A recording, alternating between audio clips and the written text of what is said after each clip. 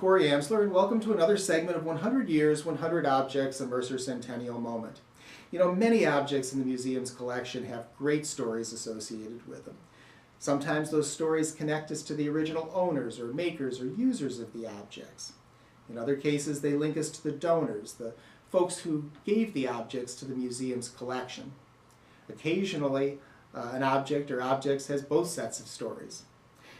Here's a pair of objects, a brass inkwell and a pounce box, the vessel that contains sand for blotting wet ink on paper. I'll let you decide where the most interesting story lies with these things.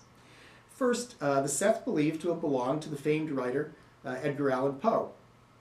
It's actually engraved with the name of Poe's foster father, John Allan, and the date 1813.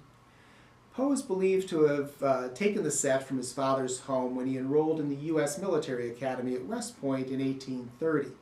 He may even have used the set in some of his earliest writings. The set eventually found its way into the hands of a professor at Dartmouth College, from whom the donor obtained it. Speaking of the donor, he was Dr. Ralsei Husted Bell, a physician who later in life published writings on art, literature, and nature, and even dabbled in pornography. Bell was a resident of New York City, but he maintained a residence also here in Bucks County in Center Bridge.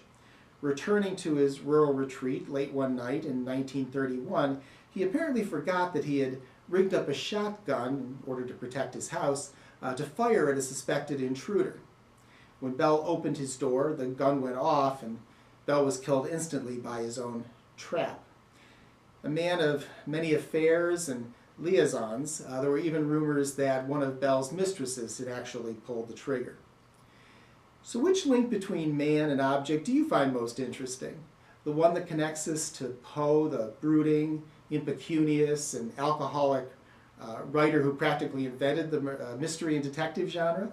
Or the one that links us to the randy but tragically forgetful physician who became his own shooting victim? I'll let you decide. Thanks for tuning in to this Mercer Centennial Moment. I'm Corey Amsler.